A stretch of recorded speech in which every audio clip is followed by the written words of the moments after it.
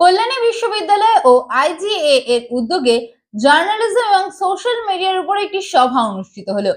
কল্যাণী বিশ্ববিদ্যালয় বিদ্যাসাগর সভাগৃহে অনুষ্ঠিত হয় সভাটি, যেখানে উপস্থিত ছিলেন রাজ্যের বিজ্ঞান মন্ত্রী উজ্জ্বল বিশ্বাস ও কল্যাণী বিশ্ববিদ্যালয়ের প্রফেসর সুজয় কুমার মণ্ডল। স্যার, আজকের এই যে কর্মশালা এবং আইজিএ সম্পর্কে যদি আমাদের চ্যানেলকে একটু বিস্তারিত জানান। আইজিএ সংগঠনটি 103 বছরের। এর head office Delhi, Kolkata office আছে, নদিয়াতেও একটা ইউনিট আছে যার অফিস কল্যাণীতে। এবার যেটা হলো যে এই সংগঠনের সাংবাদিকদের ট্রেড ইউনিয়ন যাকে বলে, সাংবাদিকদের সংগঠন। এইবারে এই সংগঠনের পক্ষ থেকে বছরে বিভিন্ন প্রোগ্রাম নেওয়া হয়। এবারে গতবারেও আমরা করেছিলাম, এবারেও সেটা নিচ্ছি। বলছি এই কারণেই যে এখন তো পোর্টালের ভূমিকাটা যথেষ্ট জোর এবং তারা প্রচুর খবর করেন, কিন্তু সব খবরটাই খবর কীভাবে হবে সেটা আবার অনেকে ঠিক মতো করে করেন না। আমরা যারা ডেলি কাগজে আছি আমরা দেখেছি। তো ফলে তাদেরকে প্রাথমিকভাবে কিছু শিক্ষা দেওয়া, যে কীভাবে খবরটা তুলব, কীভাবে খবরটা পরিবেশন করব, খবর পরিবেশন করতে গেলে কী কী লক্ষ্য থাকা উচিত, এই বিষয়গুলো আমরা ভেবে ভাবলাম যে তাহলে শুধু সমস্ত বিষয়টা, এবং ফটোগ্রাফিটাও খুব জরুরি বিষয়। সংবাদপত্রের ফটোগ্রাফিটা খুব জরুরি বিষয়। ধরুন এই মধ্যে তুমি আমার ছবি তুলছো, আমার গলাটা এটা দেখা গেলো, নিচেরটা দেখা গেল, ঠিক নয়। অনেকেই তাই গেছে, আমাদের ফোন থাকলেই আমরা একটা করতে শুরু করেছি। সেই জন্য প্রত্যেককে যাতে এটা ঠিকভাবে করতে পারে তাদের প্রশিক্ষণ দেওয়াটা জরুরি বলে মনে করেছি। সেই জন্য এই ওয়ার্কশপের আয়োজন, দুদিনের ওয়ার্কশপ। মূল প্রথমত কথা হচ্ছে যে আমরা চেষ্টা করি মার্চ মাসের দিকে একবার করতে, আর এই নভেম্বর ডিসেম্বরের দিকে একবার করতে ওয়ার্কশপগুলো করি।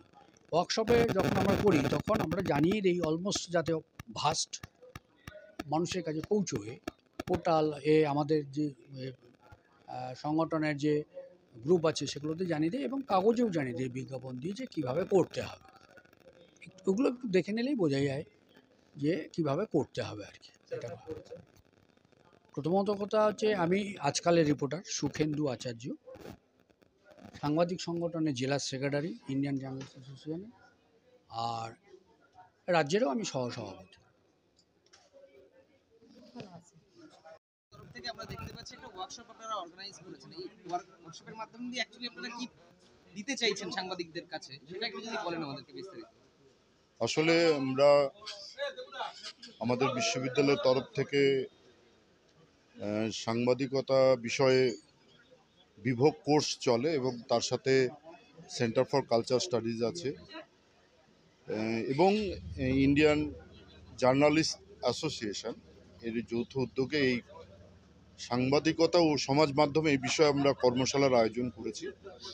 এই কর্মশালার মাধ্যমে বিশেষ করে যারা এই বিষয় নিয়ে পড়াশোনা করছে বা এই পেশার সাথে যারা যুক্ত,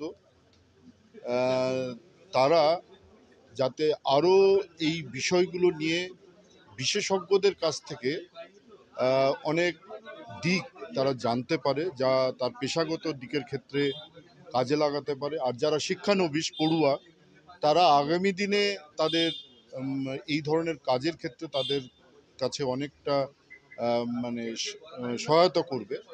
সেই দিক থেকে তাকিয়ে যে সমাজ মাধ্যম কিভাবে সাংবাদিকতার ক্ষেত্রে প্রভাব ফেলছে, এবং এ সংক্রান্ত যে আইনি যে সমস্ত দিকগুলো রয়েছে সেই সম্পর্কে আলোকপাত করার জন্য এখানে আইনজীবীরা আসবেন, তারা বক্তব্য রাখবেন, এবং বিশিষ্ট সাংবাদিক বন্ধুরা আছেন।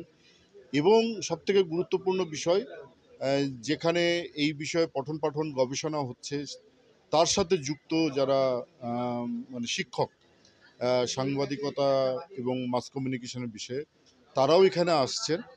ফলে এই সবার মতামতের এবং বক্তব্যের পরিপ্রেক্ষিতে যারা অংশগ্রহণকারী, তারা একটা নতুন দিক এবং এই বিষয়ের দুটির মধ্যে যে সম্পর্ক, এবং সেই সম্পর্কের ফলে আমরা কি ভূমিকা গ্রহণ করতে পারি, একজন নাগরিক হিসাবে, একজন সাংবাদিক হিসাবে, একজন গবেষক হিসাবে, একজন পড়ুয়া হিসাবে, সেইটাই আমরা কতটা করা সম্ভব সেটাই আমরা দুদিনের মাধ্যমে একটা প্রচেষ্টা, হ্যাঁ, এটা অবশ্য লাগাতার প্রয়াস। কারণ এর আগেও আমরা ফেক নিউজ নিয়ে আমরা করেছি, আলোচনা চক্র করেছি।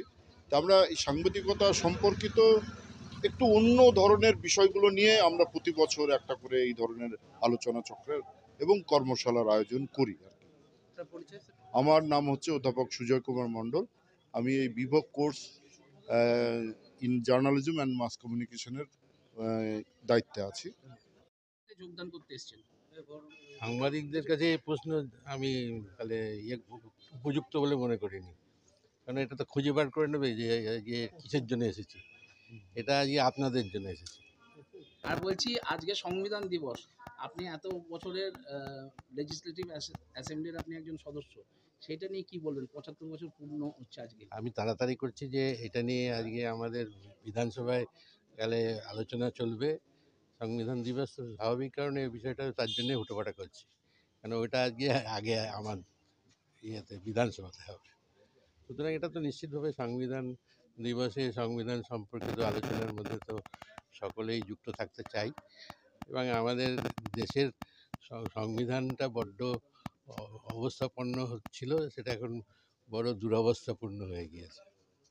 আর বলছি, মানে সাম্প্রতিককালে 6টি বিধানসভায় আপনারা 6-0 জয়লাভ করেছেন, সেটা নিয়ে কি প্রতিক্রিয়া আপনার? ওটা তো সিক্সার মেরেছে আমাদের তাহলে এই দলের তরফ থেকে। এরপরে সামনে আর কি সম্পূর্ণভাবে উইন ওভার করবে, সামনে নির্বাচন আছে, সেটার জন্য আগাম মানুষের কাছে প্রমাণ করে দিয়েছে যে এই পশ্চিমবাংলা সবারই থেকে এগিয়ে। এইমস এর ক্ষেত্রে আপনি একটা ডোনেশনের কথা বলেছেন কিছুক্ষণ আগে, আমরা শুনেছি। যদি সেই সম্পর্কে একটু বিস্তারিত আমাদেরকে বলেন যে আপনি রিসার্চের জন্য কিভাবে কি ডোনেট করেছেন। এইমসের ডাক্তার একজন আছেন, কালে উনি হচ্ছেন অ্যাসিস্ট্যান্ট সুপার সায়ন্তন ব্যানার্জি। উনি আমার কাছে, আমাদের দপ্তরের কাছে দরখাস্ত করেছিলেন গবেষণার জন্যে। সেটা তো বলেই দিলাম, আমাদের যে সমস্ত ইয়ে সাপের কামড়ে মানুষ আজকে আমাদের অন্তত যে যে জায়গাগুলো তো মানুষের মৃত্যু হয় তার মধ্যে অন্যতম আমাদের পশ্চিমবাংলাও আছে, এবং তিনি সেটা কালকে তৈরি করছেন যে তাহলে তার রক্ত থেকে তার মৃত্যু হতে পারে কি মৃত্যু হবে না, তার যে কোনো কোনো ইয়ে নেই। সেটা কিন্তু সবথেকে বড় ইয়েটা হলেও রক্ত মানে সাপে কামড়ানোর সঙ্গে সঙ্গে যে মানুষ মারা যেতে পারে এরকম ধরনের তার মনের মধ্যে আছে। কোনো সাপ তাকে একেবারেই যে সম্পূর্ণ বিষটা ঢেলে দিয়েছে এরকম হয়নি, এরকমও আছে। সম্পূর্ণ বিষটা মানুষকে দিয়ে মানে কামড়ানোর সঙ্গে সঙ্গে যে বিষটা তার শরীরে চলে গিয়েছে এটাও হয় না। সুতরাং মানুষ এমনিতে ভয়েই মারা যায় অনেকে। সেই জন্যই বলে এই সমস্ত ব্যাপার নিয়ে গবেষণা করে করবেন, তার জন্য আমাদের কাছে তিনি রিপোর্ট দিয়েছেন। আমাদের যারা বৈজ্ঞানিকরা আছে আমার দপ্তরে, তারা সমস্ত আলোচনা করে সিদ্ধান্ত নিয়েছেন এটা অত্যন্ত জরুরি এবং এটা প্রয়োজন আছে আমাদের, অন্ততপক্ষে রাজ্যে এটা বিশেষভাবে উপলব্ধি করেছি যে তার জন্য তাকে কিছু অর্থনৈতিকভাবে সাহায্য দেওয়া হয়েছে।